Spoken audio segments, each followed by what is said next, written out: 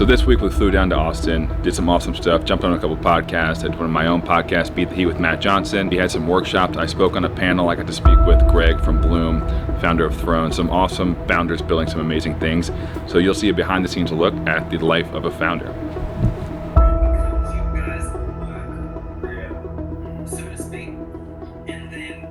We had a call with a creative studio trying to get a dream little HQ, but this would be like kind of a shared space. We'd have it 75% of the time.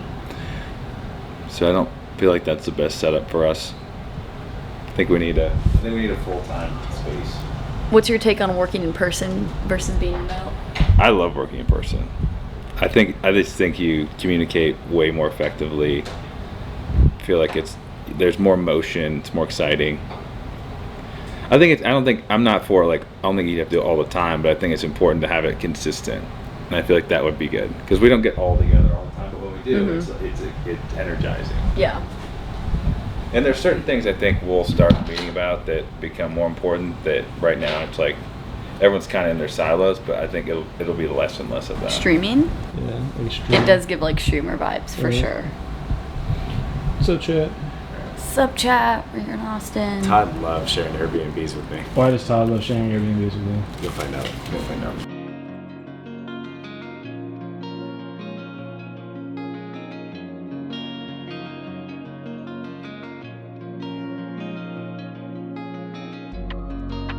We're here for Founders Only at Eric Hinman's house. We got here last night. Founders Only is a group. It's 50 founders of companies. There's also speakers, other people, but I'm doing a Q&A with Eric.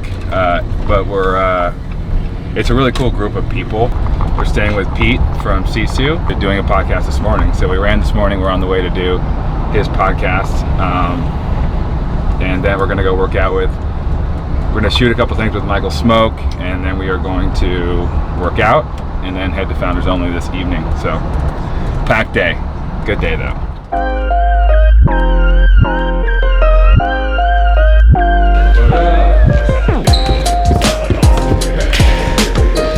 Hi, I'm Jane. Good to meet you.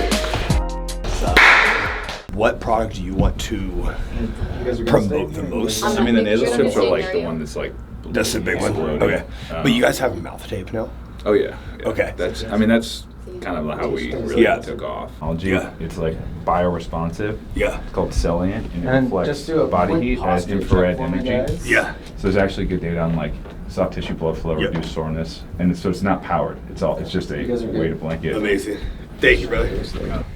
Running through, Yeah, I was checking out earlier. it's crazy. That's usually Isn't that cool? Who shoots here? It's so sick. That's a serious light right there. Yeah. That's your most powerful, expensive production light you can buy right now. How much does that thing cost? Yeah, I think it's nuts. How much does that cost? Like $4,500. Wow. Who shoots in here? I usually do. Things are blowing up.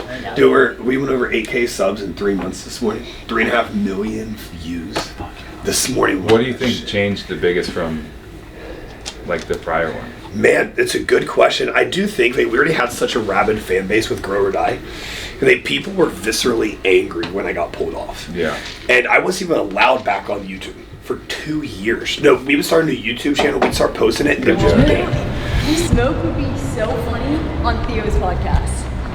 I don't know if you'd know what to do. I know. I think you'd just laugh the whole time. Yeah. That's what I would do. For sure. I think Theo is kind of into wellness stuff a little bit, and actually it'd be so funny to do a sleep one because he would ask some crazy questions. Texting Greg from Bloom, we might go just visit. I want to see the Bloom HQ. Been trying to go check it out for a while. So he said, been chaos. I know it's last minute. I think I'll be here the next 3 hours if you're around. So.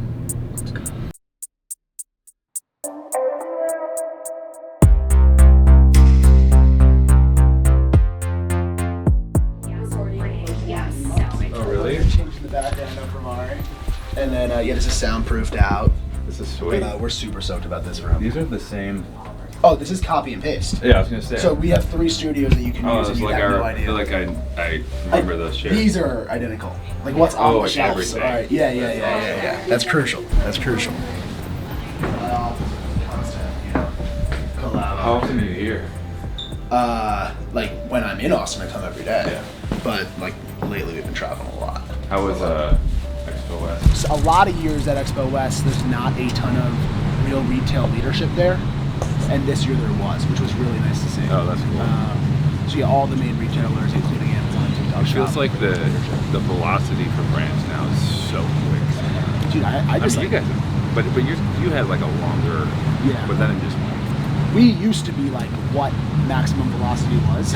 Yeah, I know. in And terms now of that growth, seems normal. Almost. now I know, man. And Not the last. I mean, the last year's been crazy, but your initial growth. yeah, the initial growth to like kind of like that 100 number was definitely, you know, I think we went 23 to like 80. That was crazy, and then maybe all the way up to like 170. We were at the Bloom HQ. So Greg, their CEO, co-founder, was there, and he just got back from South by Southwest, and it's crazy. Well, one, in that space, like the beverage space, he was at Expo West. It's crazy, you know, they spent probably like 500 grand putting on a booth, but that's where, you know, you get exposure to everyone, Walmart, Target, all the brands. And so it's interesting, you know, with the company of doing as big as them now, just, you know, you still have those, it's the same like spend versus ROI conversations, it's just different proportions, but it's crazy what they've done. But what we're really talking about, it's wild, is Bloom really has had like a really aggressive velocity of growth, but in this day and age, it feels like theirs is almost normalized now, and then like there's these new brands that are popping up that just come out of the gate and explode. So it's like a wild world, you know. It almost feels like you could start a brand, and if you have the right, if you can get eyeballs and get exposure, like you can grow a brand at an insane speed these days. And so it's a lot different. It's wild to see the change in the market. That, I mean, food and beverage in general, like especially after talking to some friends that have been in that space, it changes so rapidly, and it's so there's like so many details with like distribution. It's not something I really would love to get into, but you know, Bloom's crushed it. And they've kind of built it as they've been flying. So it's cool to see it all kind of come to fruition. And Greg and Mari are awesome, so they deserve all the success. We're at Eric Hinman's house. We're going to check in for founders only. Some call this the pulse of Austin, Eric Hinman's house. But yeah, check in, meet everybody. Should be fun. Hoping Nick doesn't trip. If you could see, he's doing a really nice backwards walk in treacherous terrain. What's on the agenda today? Check in, and then contrast therapy. Smoke is coming. Didn't know the agenda. He thought it started tomorrow, so yeah. Shout out to Michael Smoke for not knowing what's going on. I had it at 255. World record holder in Turkish get up. Very super random movement, but yeah, I said at 255 pounds.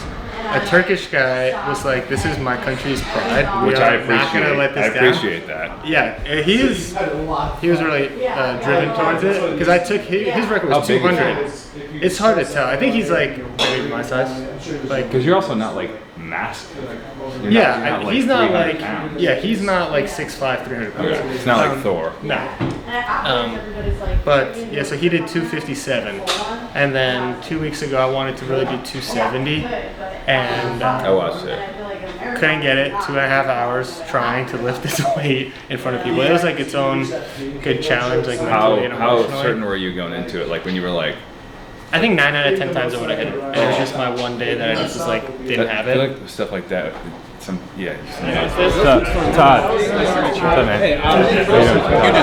You just stay warm. Oh, you're right. What's up, Are we rolling here? As per usual. Guess who didn't do the workout? That wasn't on the itinerary. That was on the itinerary. 3 p.m. start, 6 mile run. No, it said check it. I doubt it. I doubt it. I looked it up.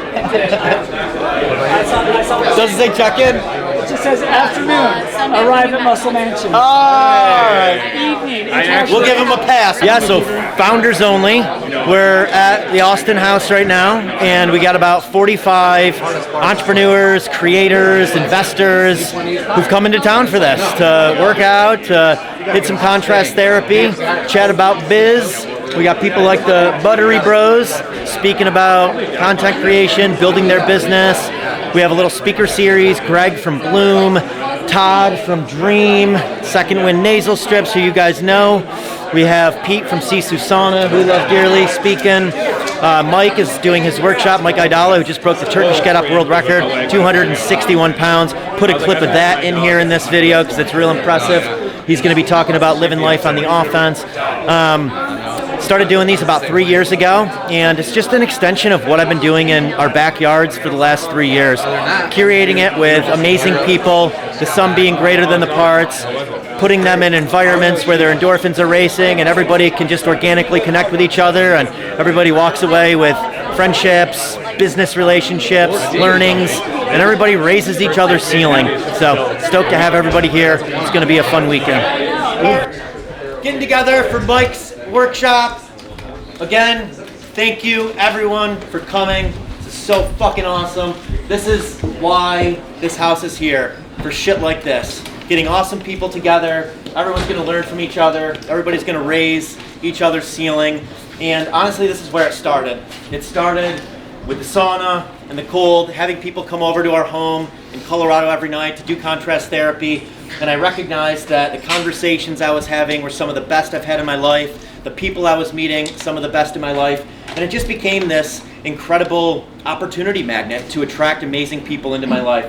Mike is gonna lead us through his workshop, The Offense. Mike is a longtime friend. We met back in 2015. That being said, this workshop will last about 75 minutes. And like I said, at the end, if I do my job correctly, you will have some very, very solid friends. So if I could get everyone to line up right here in the driveway, just like one big line, shoulder to shoulder. All right, so this is the first time that maybe some of you are meeting each other. So I understand you're gonna want to connect, and those conversations, that's kind of why we're all here.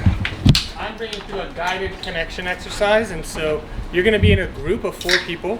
You're gonna go through 3 lists of questions. So let's get into those groups. I'll pass out the sheets, and then we'll begin here in about 2 minutes. I love getting people together to just connect deeper with each other. Especially at an event like this, I think everyone comes and you kind of have this like rehearsed story, this narrative that of an identity, and the questions in the beginning kind of let you tell that story, and then they start to break down a little bit deeper, where you don't have this rehearsed self come up, and you get to connect with people on a deeper, more human level that just forges better friendships and relationships. We just did an icebreaker, I guess, it was actually cool. It was, Mike led a workshop, and it was like a mix of surface level questions, vulnerable questions, fears, which normally takes a while to get into those with new people, so I think it was a great way to kick it off.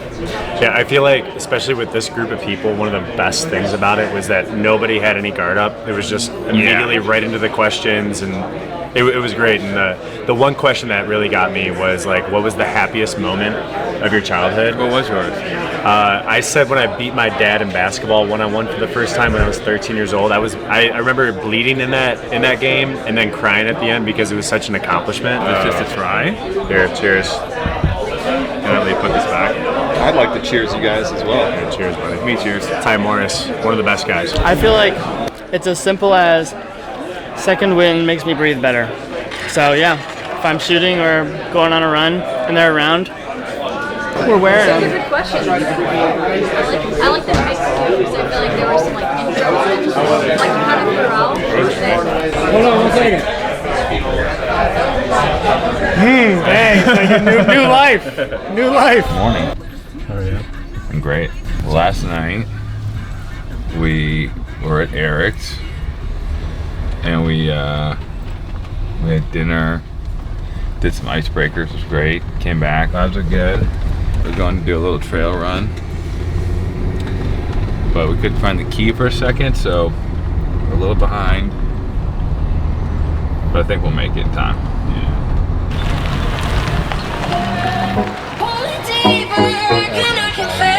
Good morning, sunshine. Good morning. Good boy in the house. Did you say good? Did you say good boy in the house? Oh, I thought you said good boy. I was like, all right, dude. Here, ready to run a long way, moderately quickly, but not too quick.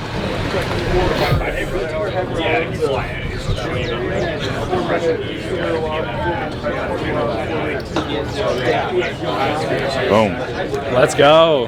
Hands down, best nose strip I've ever had. I've tried all the brands that you've even seen online. Not even sponsored. This is like literally insane.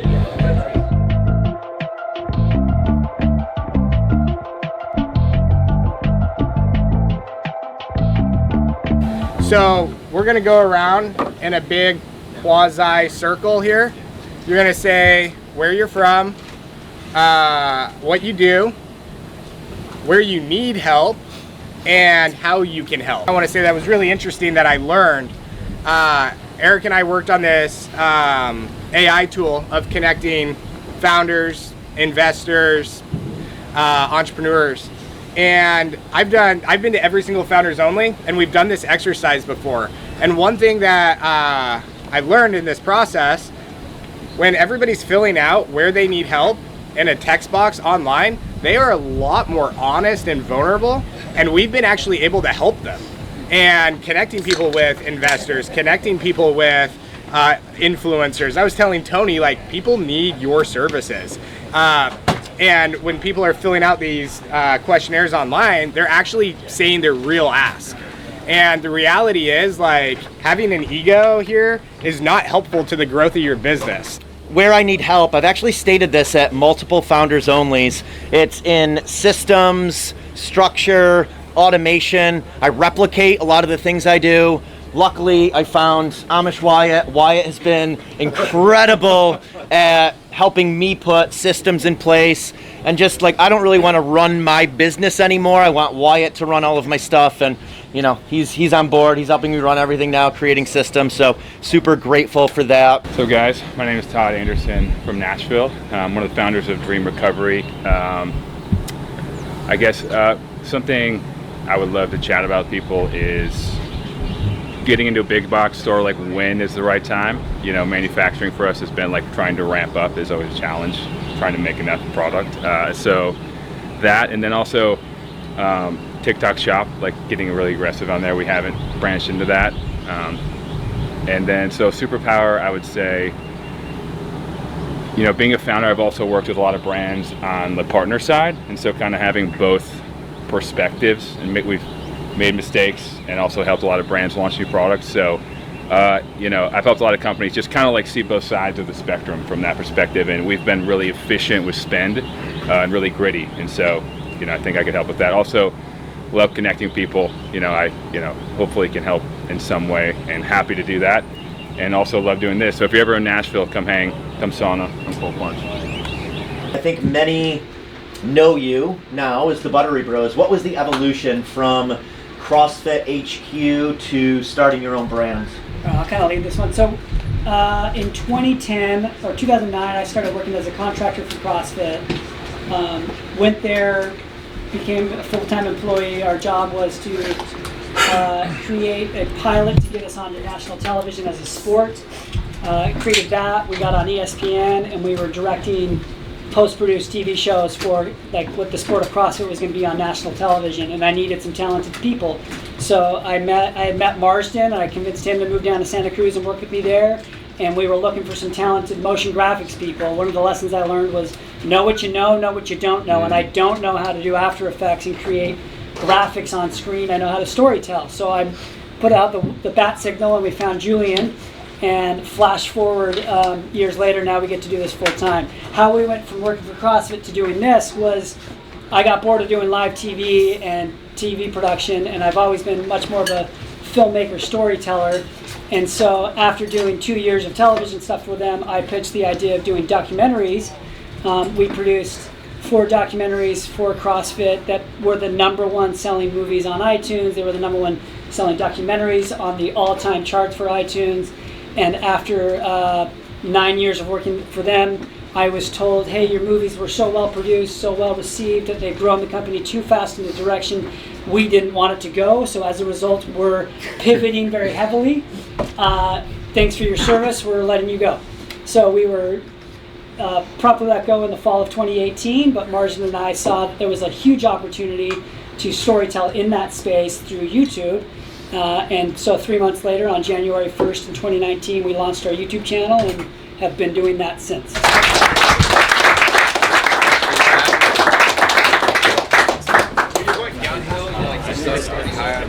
Alright, guys. Hyrox-style. I know some of us ran a little bit, but we're going to run a little bit more. Pace that you ran earlier should be slower than the pace that we run in this. So run earlier was a little bit more of like an easy, kind of an endurance pace or endurance bias pace. This is going to be a threshold workout. I feel like pretty much everybody here is not a Hyrox. Hyrox is a threshold test. So we want to be running these at a threshold effort. So pace should be a little bit more aggressive in these 800s than of course what we ran earlier for that 4 to 5 miles. With that said, this 800 meter run needs to take like 4 minutes. If we know right away that 800 is going to exceed 4 minutes at a repeatable pace, just for this, what that means today is just turn around sooner and come back. All right.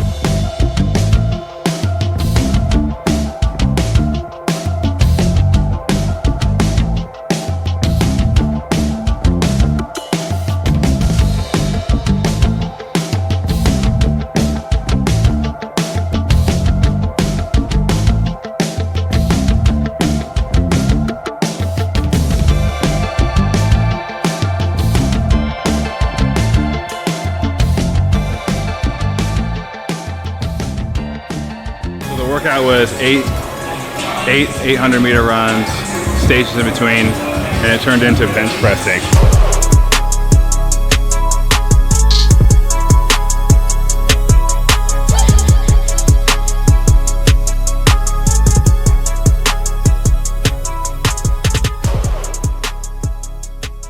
I appreciate so much about the people I work with and people that I enjoy associating with. All-time high right now, and it's only going to continue to grow. But we didn't start the business out of expectation of like, hey, let's do this because we're going to game the trend, we're going to game the market. That was never the intention. It was more like, hey, there's an opportunity in this space, we see a problem, we have a potential solution. Fun fact, Greg right now has the record for the 1 rep max YouTube series that I'm doing. I'm looking around a few. 355 pounds he got when we did it last week. I called my best friend from high school on Wall Street who was operating like the classic boiler room of a sales room and just like was becoming a beast at inbound, outbound, outreach, reply IO, whatever he was doing for sales. And I was like, we need to create that mega portal of outreach and sales, but use it for influencer marketing to just reach out to anybody that could potentially be a good fit for speaking on this product. You know, the beautiful thing about building the community first is as entrepreneurs, short attention span, we always want to go try the new thing. You can take on new ventures, but plug them into the snowballing community that you've been working on the entire time. So as new opportunities presented themselves. I think what's cool listening is you're hearing people at different phases of their business, but it's also like everyone has a different path. There's no perfect way to do things, and I think that's the most important thing is you have to make it fit to your business. Like Greg, I mean, $1 billion brand, he's approaching it a totally different way than Pete. But I think they're going to result in similar success in completely different routes. And so I think everyone's always looking for the magic pill, but it's similar to actual pills like medication. It's like it needs to be the right pill for the right person to treat whatever they have. And so, you know, I always think people like to have these blanket answers to everything, but there never is a pure answer. That's my biggest takeaway.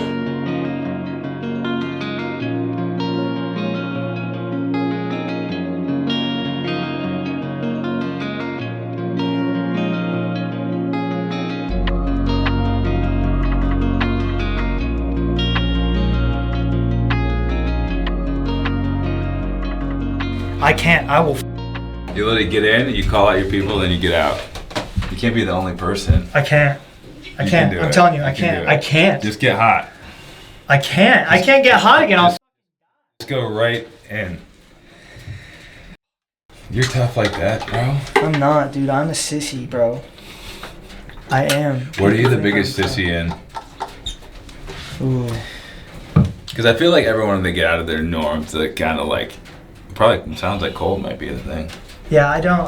Yeah, it is. I don't like cold at all. A lot of runners hate cold. Like Ken Rideout hates it. Is it because of the lack of body fat?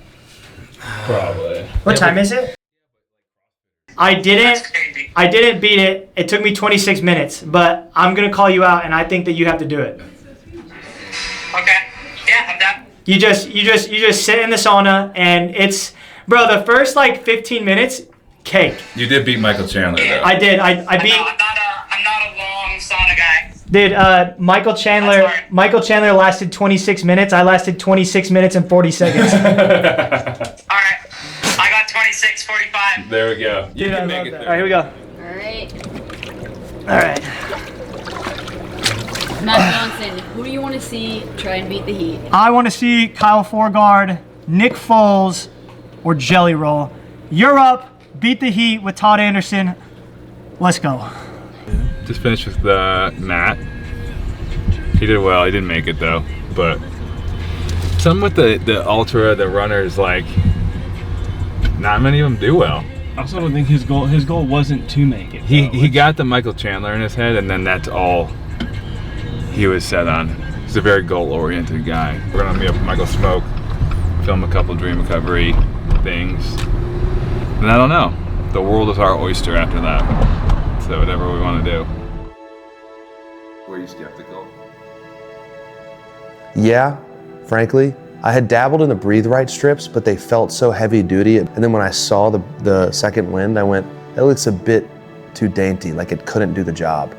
But I was wrong. I feel like I can smell colors. And I say that every time because I think it's the perfect way to dramatize the concept of how much of a difference it makes. It was like being able to see or perceive the whole new side of the world through a sense. It was really cool. This is akin to the first time I put on glasses. This is what the world's supposed to be like. It's the lowest barrier to entry thing you could possibly do. 0 time, moderate to mild investment of money, and it's the easiest thing that if you're skeptical about, you could immediately get an answer of if it's worth it or not. Immediately. Throw it on and within 5 seconds, you'll know if it's for you or not. I'll throw them on in the middle of the day just when I feel like it. I mean, we were sauna, cold plunging at Eric's house. I was getting in the sauna, in the water, in the sauna, in the water. It didn't come off, and then I wore that one to bed that night. So I showered with it when I got home and then laid down. It was still on my face when I woke up in the morning. So yeah, sleep and training the next morning, and then I'll wear it until it wears off, which is typically mid-afternoon, so probably 24 hours almost. I do genuinely think they're the best because I've tried them all, and you're a blast to hang out with, so it's a total no-brainer decision.